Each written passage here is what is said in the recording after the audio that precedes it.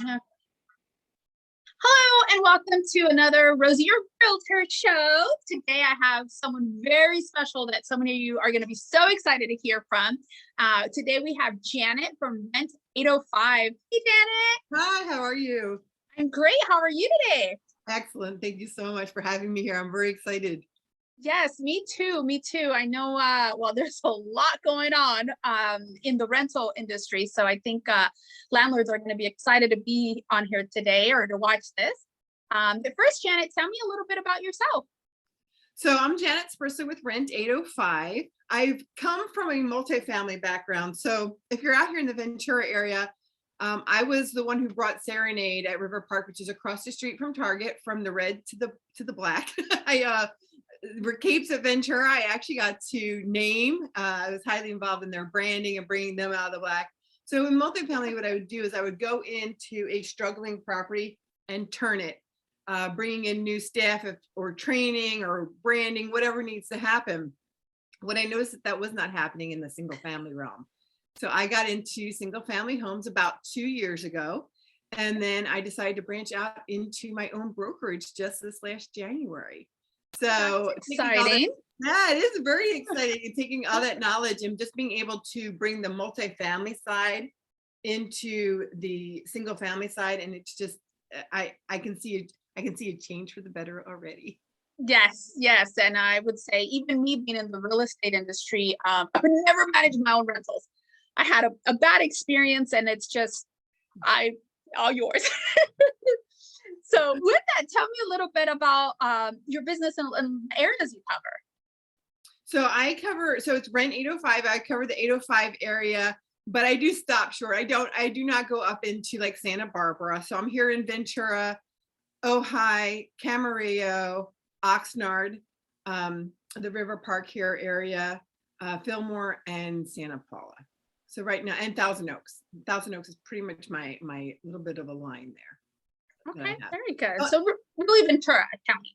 Really, you want to stay in the county. Perfect. Mm-hmm. Very good. Good. And I know you have something big you want to share that sometimes, as you know, people that have one or two rentals absolutely don't really stay up with all the ever-changing laws. Then they go to try to sell their home and there's issues. So go ahead and I'll let you tell us about that today. So there's actually some old stuff that I'm going to bring up first. And that is, and I don't want to bore you with a bunch of different numbers, but you sort of kind of need to know this number. It's called AB 1482. It's Assembly Bill 1482. That passed back on January of 2020 before COVID, right? So then COVID happened 3 months later, and it never really took because no one could evict people. And what that says is that a tenant has protections.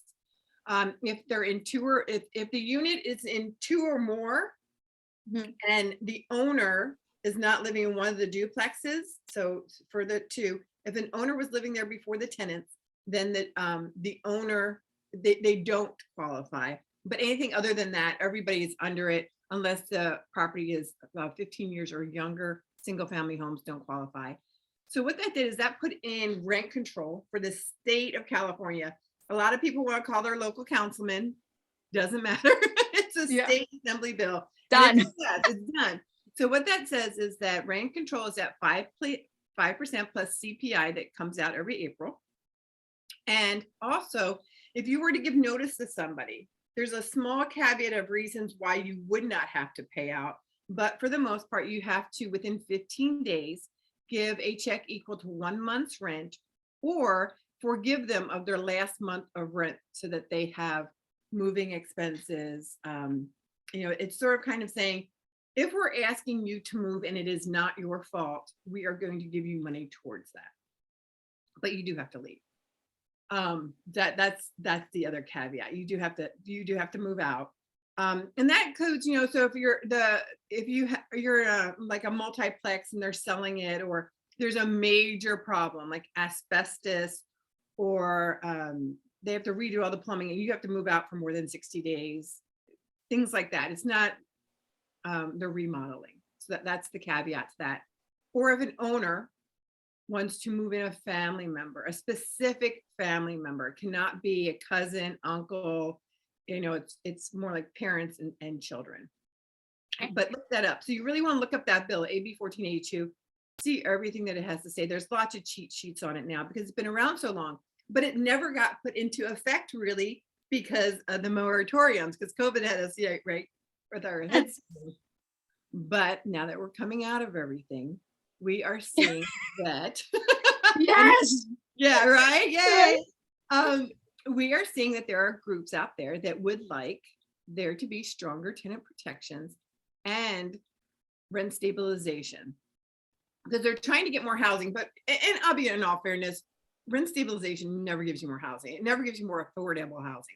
What it does give you is a base of rent that you're going to be increasing rents by every year. And I think a lot of people get confused on that. What we need is more housing. We definitely need more affordable housing, especially here in Ventura, but this does not help it. However, the lawmakers are not seeing, the city councils are not seeing that, because they're hearing all these horrendous stories about landlords taking advantage of people. A lot of those folks are indigenous folks, and they're renting by the room, which doesn't help them either. So that if there's no lease, you're not renting out a home or whatever, it doesn't really help you. But what a lot of people don't know is that the city of Oxnard has already passed. They're passing, they want a rent stabilization tenant protection act. This all started up last year. In October, they voted yes, we are going to do this. Just last month, they said we are definitely doing it at 5% stabilization. So you cannot rate if you are in 2 or more units, and this includes ADUs. No, it doesn't. No, it doesn't. I take that back. It includes the same stipulations of 2 or more units on the same plot of land and that the owner has not lived in first, and that's going to be capped at 5%. But the difference between the state law and the city law is that they separated out tenant protections versus rent stabilization, because rent stabilization has a law called Costa-Hawkins that covers single family homes. It covers the ADUs, it covers, you know, the younger units up to 15 years. This Tenant Protection Act does not cover. It covers, or it says everybody, if you have your own private entrance, you are going to be covered by this Tenant Protection Act. And what that means currently, what they said that it will all sunset in 2030, which is good, because before they weren't going to sunset it. And that if you were to give that notice for not, remember, they've done nothing against the lease. They're paying their rent. You just need them to move for whatever reason. They've given you 3 or 4 reasons that say, here's cause. We can give you cause for this, but now they've changed the monetary amount.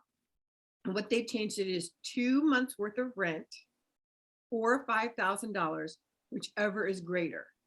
So say you have an ADU that's $1,000, you'll be paying $5,000 out. And they're saying that the cost of relocation and security deposits, cost of living, that's why they want to see this extra. So that's already passed. Coming up this month, they will be doing the final. They have 2 more meetings. Pretty much they're down to 2 more meetings where everything is going to be finalized on this. Right now, they're talking about noticing how many notices have to go out, who's going to do that noticing, who's going to give us the legal wording. But once it hits 30 days after, it goes into effect. And they only have to put it out in a newspaper. I don't know about you, but if it's not on social media, you know, no newspapers, right? Who has a subscription? It's crazy. And so how are you going to find that out? I mean, you talk about all those people who put out their fictitious business name in a newspaper. Similar to that. Well, that's where, you know, even as from a realtor's perspective, right? So much has changed that people, it's not the old days where it's like, hey, Janet, you want to buy my house? Yeah, let's write it on a piece of paper, done, shake on it, we're done. You know, even in real estate, some people still have that mentality, someone that's owned their house for 20, 30 years, and they're not aware of all the disclosures, the laws, the stuff that you are required by law to comply with. And, you know, again, that's why this is my profession. I'll let you do your profession. And time is money. I'm not trying to be the next rent specialist. I know you are just how I feel I'm so worth it. Like you are so worth this. Thank That's you. truly you. Yeah. Yeah. And a lot of people don't know. I don't do any sales. So a lot of people say, well, you can just do the sale. I do not do any sales. There is so much legislation that has come over rental units in the last 2 years that there was never this kind of rent control legislation even coming down the pike. So many realtors said, we didn't even know there was all this, because it just sort of kind of blossomed. It sort of bloomed in 2020. And now we went in 2020, 26 laws in the state were enacted. This year we only saw 14. So the number, but now the cities are now going, hey, what about us? I do know that they're trying to push it in the city of Ventura. The tenant group that's pushing this has asked for an interim emergency rent stabilization and tenant protection act. They're asking for a 2% rent cap and 3 months of rent to get somebody out of the home. So you imagine you're trying to sell, you inherit a unit. So this is one of the things that's going on in Oxnard. Say your parents own the unit, your parent passes away, and now you would like to sell it, but you have a tenant in place. Now you have to pay out that tenant. People are like, yeah, but someone's passed away. It does not matter. A rental unit is a rental unit. And if you're like, but I want to bring in someone to live there, they have to live there. They're asking for 2 years, that you keep it off the rental market for 2 years, which is, quite a bit of time. If you've never done rentals and now you're stuck in a rental for 2 years because you don't really know what to do, or there's a caveat to that. So really people need to pay attention, especially you can find everything on the City of Oxnard City Council meeting that happened the first week of February. I think it was the 4th. It was a special meeting. And if you want to see how council members voted, go to 10:45 at night and watch it till 11:30, which is when stuff happens. And I don't think a lot of people realize that. That's late. It's late. The first time they talked about it, it went into comments. I think I spoke at like 11:45. And then in River Park, that's when they talked about the Melrose till like 1 o'clock in the morning. So you have to know these go late. There's a lot of craziness at the beginning, which always makes me like a little nuts, because I'm like, I don't care who you're thinking or where you eat. Yeah. Let's get the show on the road. So they listen to all these comments, and then once you get past all the commentary is when they get into the meat and potatoes of what they're passing. And when we ask for owners to show up, they're tired by that time at night. Yeah. So they Absolutely. pop off and they don't realize that they've just heard 90. So the last one, 90 tenants spoke. We had 10 representatives from real estate owners, so forth, speaking on their, trying to say, hey. So, and I think in the city council members' minds, they're like, we know this affects all, but they're not showing up to tell us how this actually impacts them. So apparently it probably is not that big of an impact. And it's a huge impact, especially if you're a mom and pop who put in people 10 years ago. Yeah. I was going to ask about this. I know where you're going. They've never raised rent. Mm-hmm. How does this affect them? If you're running your business as a business, which I'm always a big proponent of, I'm always about revenue increasing and the whole 9 yards, because it is a business. Mm-hmm. This is not going to impact you as much. However, if you're a mom and pop always doing the things you've always done, now it's going to impact you. All those great tenants that you absolutely love, you now are going to pay out that $5,000. I've had people calling me. I'm actually working with a gentleman right now. They just sold the single family home. He's been there 11 years. They're going to have, most places will not take more than 2 dogs. They're going to have to give up a dog. They're like, what? It's like choosing a child, because the city has made this, and owners are scared. Yeah, absolutely. So there's fire sales going on, the whole 9 yards, because they don't know what's going to happen, but they know they do not have that money, because most of these folks don't. This is their retirement. A lot of people, it's their retirement. So, yeah, absolutely. It's the retirement. Well, and to kind of clarify, right? So if you're in it as a business, you're probably raising rents every year. You have, if you're just a mom, pop, have 1 or 2 rentals and you love your tenant, they're great. So you don't want to raise their rent because you don't want to lose them. And then they move out, or before you could bring it to market value. That's one of the things that's going away or went away. No, you can still, once they move out, you can bring it up to market rent. Okay, but they're trying to do away with that, right? No. You can still do that. However, you can't move someone out to bring it up to market rent. That's the caveat. If you move somebody out, you have to have a specific reason. That's one of the reasons that the city or the state has said you can move them out for just cause. But if you have somebody who just wants to flip the unit, I'm going to sell it, but I'm going to still keep it on the rental market. If you're keeping it on the rental market, those tenants get to stay. So there's caveats to everything that people and really the education on the tenants, they're going to get a lot of notices. One of the things that they're asking for is that there's a permanent notice inside the unit at all times. Where that's going to be, they haven't told us yet, but the noticing is very, very strong to the tenants, and the owners have to comply. And I believe it's within 30 days or 90 days. I think we're trying to push it to 90 days. Right now, we're all trying to get it to be 90 days. You can't get the word out. We can't get the word out fast enough. So you will have to register your rental unit in Oxnard. Most of you should have already a business license if you're doing rentals in Oxnard, but now you're going to have to register those tenants as well. So there's going to be a fee for that. Yeah. And on top of it, just so that as a heads up, because you got to stay ahead of the legislation, one of the bills that's coming through that you really should talk to your legislator for is they want a statewide rental registry with all your information, the tenant's information. I just don't even know how that's legal. It seems like overreach, but welcome to California. Well, the thing is that you have your cities who say, I have rent control. You already have a business license, right? You're supposed to. So there's a business license that you're paying for to have your rental. Now you're going to have your rental registration in the cities. Then you're going to have the state saying, hey, now register with us. There's a lot of hands in the pocket of that owner getting more fees, getting more fees out. And, my comment was all the major cities now have some form of rental registration if you're doing right. So that information should just go up to the state if they really need it that bad.